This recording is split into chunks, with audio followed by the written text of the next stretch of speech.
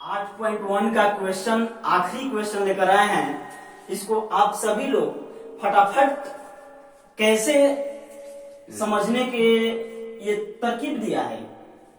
ये इस क्वेश्चन में ये आखिरी जो क्वेश्चन है आप लोगों के लिए बहुत समझने की क्वेश्चन है, ये बहुत समझाने की क्वेश्चन है।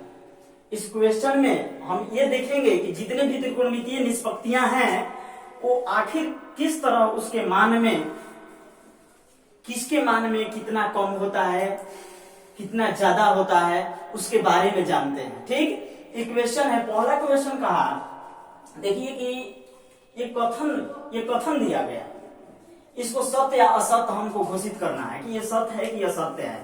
ठीक, ये क्वेश्चन है कि tan a का मान सदैव 1 से कम होता है। ये कथन कह दिया, अब हम इसको पुष्टि करके बताना है कि सही में tan a का मान 1 से कम होता है। ये बताना है कि सदैव tan a का मान जो होता है क्या 1 से कम होता है, इसको बताना है। तो हम सबसे पहले जानेंगे कि त्रिकोणमिति के कोई भी क्वेश्चन हो उसको समकोण त्रिभुज पर क्या करते हैं, समकोण त्रिभुज पर बनाते हैं। ठीक, इसमें हम ले लिए एबीसी ले लिए। आप सभी लोग को मालूम होगा कि tan थीटा बराबर या tan a बराबर क्या होता है, तो लंब बटा में आधार होता है। अच्छे से समझिएगा, लंब बटे में आधार होता है। अब यहां ध्यान दीजिएगा, ये क्वेश्चन कहा है कि tan a का मान सदैव 1 से कम होता है। tan a का मान कहने का मतलब कि इसका जो वैल्यू आएगा हमेशा 1 से कम होगा। मान लिया जाए ये लंब BC है, इसका मान कोई भी हो सकता है, इसका मान कोई भी हो सकता है। ये 12 है, ये 5 भी हो सकता है। नहीं, बिल्कुल होगा। तो इसको हम जब डिवाइड देते हैं तो 5 दूनी 10.5 आता है, 2.4 आता है, इतना आ गया। क्या इतना 2.4 जो है 1 से कम है? यहां ध्यान देना है, 1 से कम नहीं ना है, ज्यादा है। तो कभी भी tan a का मान, ठीक है ना, tan a का मान 1 से अधिक होता है, 1 से कम नहीं होता है। 1 के बराबर भी हो सकता है लेकिन कम नहीं होगा। आ गया समझ में, कोई दिक्कत? तो हम यहां लिखेंगे ये असत्य है। क्या है? असत्य है। ठीक ना, आ गया समझ में। अब दूसरा चलता है, दूसरा कहा है कि कोण A के किसी मान के लिए sec a बराबर 12/5। ठीक इसी तरह इसी क्वेश्चन पर 12/5 को ही हम समझते हैं। ये कहा है कोण A के किसी मान के लिए sec a बराबर 12/5 होता है। तो किसी मान, कोई भी मान लो, ये 12 है तो हम 12 नहीं लिख सकते हैं। ये लंब है तो 12 नहीं लिख सकते हैं। लंब 12 हो सकता है कि नहीं हो सकता है?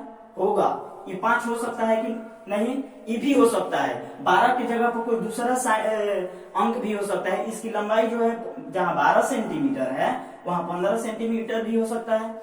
जहां 5 सेंटीमीटर है वहां कुछ और सेंटीमीटर भी हो सकता है। कहने का मतलब कि इस दोनों में से कोई लिख सकते हैं। तो ये कहा है sec a बराबर, तो sec a बराबर क्या होता है? सॉरी, sec a बराबर कर्ण बटे में आधार होता है। देखिए थोड़ा ध्यान दीजिएगा, हम लोग थोड़ा हट के समझ रहे थे लेकिन अब यहाँ आए, कर्ण sec a बराबर कर्ण बटे आधार होता है। तो कर्ण यहाँ sec a बराबर दिया है, sec a बराबर होता है कर्ण बटे आधार। 12/5 ये कर्ण बटे में आधार हुआ। ठीक ना। तो कर्ण हमेशा किससे, आधार से क्या होता है, हमेशा बड़ा होता है। तो यहां देखिए कि कर्ण का जो वैल्यू है इस आधार से बड़ा है कि नहीं है, तो है। कर्ण यहाँ 12 है और 5 जो है, आधार जो है 5 है। तो कर्ण हमेशा क्या है, बड़ा है। इसलिए ये क्या है, सत्य है।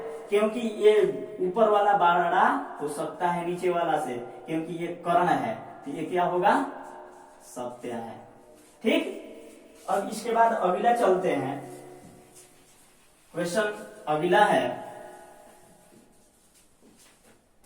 कि cos A कोण ए के कोसेकेंट के लिए प्रयुक्त एक संक्षिप्त रूप है। कोसेकेंट का संक्षिप्त रूप।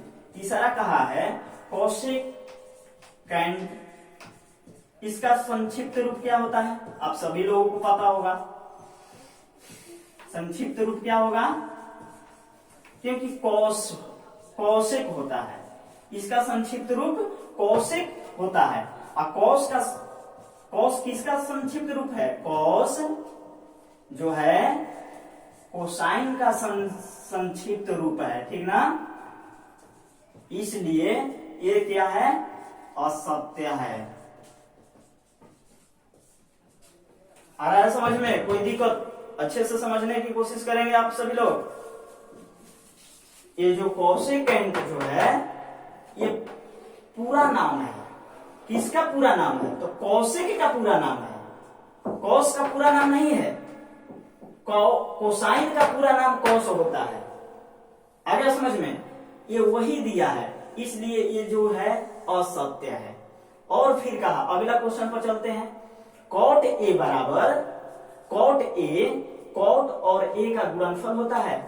तो कभी भी ये ध्यान दीजिएगा, चाहे वो साइन हो या कॉस हो या कॉट टैन, त्रिकोणमितीय निष्पत्तियां छओं का कोई भी वैल्यू हो, वो यदि इस रूप में है तो इस दोनों के मध्य में, इस दोनों के मिडिल टर्म में कभी भी मल्टीपुल का गुणनफल का चिन्ह नहीं होता है।